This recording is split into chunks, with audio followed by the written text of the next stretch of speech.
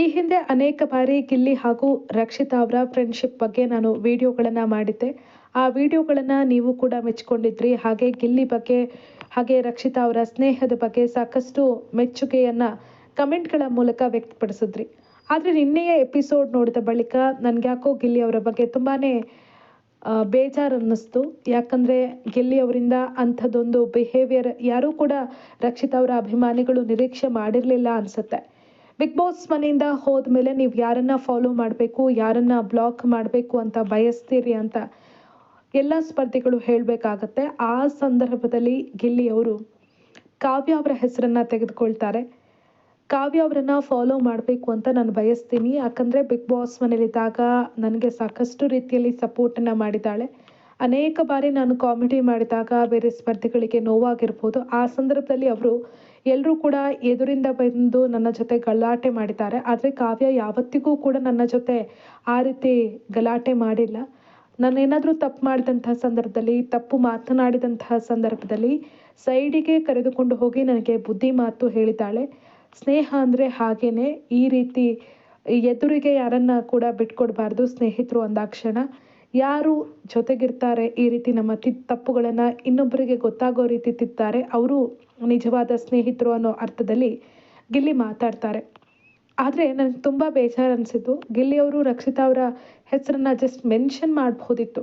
ಅಲ್ಲಿ ಫೋಟೋ ಅಂಟಿಸುವಾಗ ಕಾವ್ಯ ಅವರ ಹೆಸರನ್ನೇ ತೆಗೆದುಕೊಂಡಿರ್ಬೋದು. ಆದರೆ ಇಲ್ಲಿ ಇಬ್ಬರನ್ನ ಚೂಸ್ ಮಾಡೋದಕ್ಕೆ ಅವಕಾಶ ಇಲ್ಲ. ಹಾಗಾಗಿ ನಾನು ಕಾವ್ಯ ಅವರನ್ನು ತೆಗೆದುಕೊಳ್ತೀನಿ ಅನ್ನೋ ಮಾತನ್ನು ಹೇಳ್ಬೋದಿತ್ತು ಬಾಯಿ ಮಾತಲ್ಲಿ.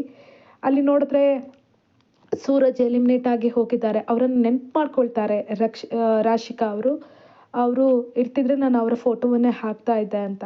ಅದೇ ರೀತಿ ಗಿಲ್ಲಿ ರಕ್ಷಿತಾ ಅವರ ಹೆಸರನ್ನ ತೆಗೆದುಕೊಳ್ಬೋದಿತ್ತು, ಜಸ್ಟ್ ಮೆನ್ಷನ್ ಆದರೂ ಮಾಡ್ಬೋದಿತ್ತು. ಆದರೆ ಗಿಲ್ಲಿ ರಕ್ಷಿತಾ ನನಗೆ ಈ ಮನೆಯಲ್ಲಿ ಏನೋ ಮಾಡೇ ಇಲ್ಲ ಅನ್ನೋ ರೀತಿಯಾದಂಥ ವರ್ತನೆಯನ್ನು ತೋರಿಸ್ತಾರೆ. ಹಾಗೆ ನೋಡಿದ್ರೆ ರಕ್ಷಿತಾನೇ ಗಿಲ್ಲಿ ಅವರಿಗೆ ಎಲ್ಲ ಸಂದರ್ಭದಲ್ಲಿ ಜೊತೆಯಾಗಿ ನಿಂತಿದ್ದು.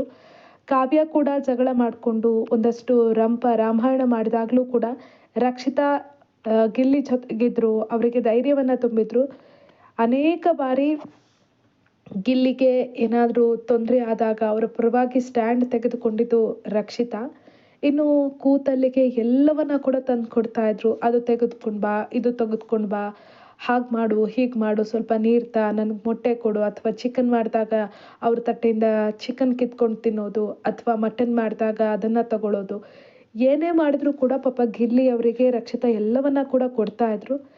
ಗಿಲ್ಲಿ ಏನೇ ತರಲೆ ಮಾಡಿದ್ರು, ಏನೇ ಕಾಮಿಡಿ ಮಾಡಿದ್ರು ಕೂಡ ರಕ್ಷಿತಾ ಅದಕ್ಕೆ ಬೇಜಾರು ಮಾಡ್ಕೊಳ್ತಾ ಇರಲಿಲ್ಲ.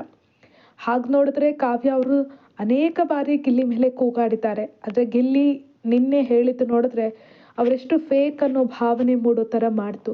ಗಿಲ್ಲಿ ಅವರನ್ನು ರಕ್ಷಿತಾ ವಿಚಾರಕ್ಕೆ ಸಾಕಷ್ಟು ಜನ ಸಪೋರ್ಟ್ ಮಾಡ್ತಾ ಇದ್ರು. ನಿನ್ನೆ ಅಂಥವರಿಗೂ ಕೂಡ ನಿನ್ನೆ ಗಿಲ್ಲಿಯ ವರ್ತನೆ ಬೇಜಾರು ಅನಿಸಿರುತ್ತೆ. ನನ್ನ ಪ್ರಕಾರ ಅವ್ರು ಆ ರೀತಿ ಮಾಡಬಾರ್ದಿತ್ತು. ಅಟ್ಲೀಸ್ಟ್ ಅವರನ್ನು ಮೆನ್ಷನ್ ಮಾಡ್ಬೋದಿತ್ತು ರಕ್ಷಿತಾ ಅವರು ಏನೆಲ್ಲ ಮಾಡಿದ್ದಾರೆ ಗಿಲ್ಲಿ ಅವ್ರಿಗೋಸ್ಕರ. ಅನೇಕ ಬಾರಿ ಪಾಪ ಆ ಹುಡುಗಿ ಊಟನೇ ಮಾಡಿರಲ್ಲ. ಆದರೂ ಕೂಡ ಗಿಲ್ಲಿ ಅವರಿಗೆ ಎಲ್ಲವನ್ನ ಕೂಡ ಕೂತಲ್ಲೇ ತಂದು ಕೊಡ್ತಾರೆ.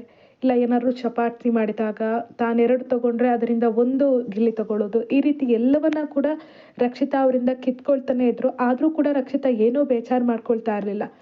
ಹಾಗೆ ನೋಡಿದ್ರೆ ರಕ್ಷಿತಾ ಜೊತೆಗಿದ್ದಂಥ ಒಂದಷ್ಟು ಮೊಟ್ಟೆಗಳನ್ನು ಪ್ರತಿ ವಾರ ಕೂಡ ಅದನ್ನು ಕಿತ್ಕೊಳ್ತಾ ಇದ್ದಿತ್ತು ಗಿಲ್ಲಿನೇ. ಇದೆಲ್ಲವೂ ಕೂಡ ಇದ್ರೂ ಕೂಡ ಗಿಲ್ಲಿ ಎಲ್ಲವೂ ಕೂಡ ತನಗೆ ಮಾಡಿದ್ದು ಕಾವ್ಯನೇ ಅನ್ನೋ ಅರ್ಥದಲ್ಲಿ ಮಾತನಾಡಿದ್ದು ತುಂಬಾ ಬೇಜಾರು ಅನ್ನಿಸ್ತು. ಹಾಗೆ ನೋಡಿದ್ರೆ ಕಾವ್ಯಕ್ಕಿಂತ ಹೆಚ್ಚಾಗಿ ಗಿಲ್ಲಿ ಜೊತೆ ನಿಂತಿದ್ದು ರಕ್ಷಿತಾನೇ.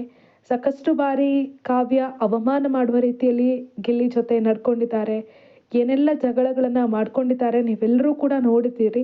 ಆದರೆ ನಿನ್ನೆ ಅದೆಲ್ಲವನ್ನ ಕೂಡ ನಡೆದೇ ಇಲ್ಲ ಅನ್ನೋ ರೀತಿಯಲ್ಲಿ ಗಿಲ್ಲಿ ನಡ್ಕೊಳ್ತಾರೆ. ಕಾವ್ಯ ಅವರೇ ಬೆಸ್ಟ್ ಫ್ರೆಂಡ್ ಅನ್ನೋ ರೀತಿಯಲ್ಲಿ ಮಾತಾಡ್ತಾರೆ.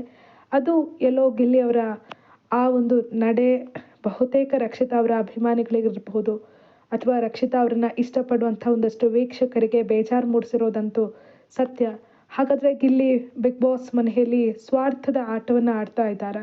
ತನ್ನ ಲಾಭಕ್ಕೋಸ್ಕರ ಕ್ಷಣಕ್ಕೊಂದು ರೀತಿಯಲ್ಲಿ ಮಾತಾಡ್ತಾರಾ ಅನ್ನೋ ಪ್ರಶ್ನೆಯನ್ನು ಮೂಡೋ ಹಾಗೆ ಮಾಡಿದೆ. ನಿನ್ನೆ ಗಿಲ್ಲಿ ಅವರು ನಡ್ಕೊಂಡಂತಹ ಆ ರೀತಿಯ ಬಗ್ಗೆ, ಆ ಒಂದು ಬಿಹೇವಿಯರ್ ಬಗ್ಗೆ ನಿಮಗೆ ಏನು ಅನ್ನಿಸ್ತು ಅನ್ನೋದನ್ನು ಕಮೆಂಟ್ ಮಾಡಿ. ಗಿಲ್ಲಿ ನಿಜವಾಗ್ಲೂ ಮಾತನಾಡಿದ್ದು ಕರೆಕ್ಟ್ ಇದೆಯಾ? ಗಿಲ್ಲಿ ಅವರಿಗೆ ಸದಾ ಸಪೋರ್ಟ್ ಆಗಿ ನಿಂತಿದ್ದು ಕಾವ್ಯ ಮಾತ್ರನಾ? ನಿಮ್ಮ ಅಭಿಪ್ರಾಯ ಏನು ಅನ್ನೋದನ್ನು ಕಮೆಂಟ್ ಮಾಡಿ. ಹಾಗೆಯೇ ಈ ವಿಡಿಯೋ ನಿಮಗೆ ಇಷ್ಟ ಆದರೆ ನಿಮ್ಮವರ ಜೊತೆ ಶೇರ್ ಮಾಡಿ. ಹಾಗೆಯೇ ಯಾರು ನಮ್ಮ ಯೂಟ್ಯೂಬ್ ವಾಹಿನಿಯನ್ನು ಸಬ್ಸ್ಕ್ರೈಬ್ ಮಾಡಿಲ್ಲ ಅವರು ಸಬ್ಸ್ಕ್ರೈಬ್ ಮಾಡಿ. ಮತ್ತೊಂದು ಹೊಸ ವಿಡಿಯೋದೊಂದಿಗೆ ಸಿಗೋಣ. ನಮಸ್ಕಾರ.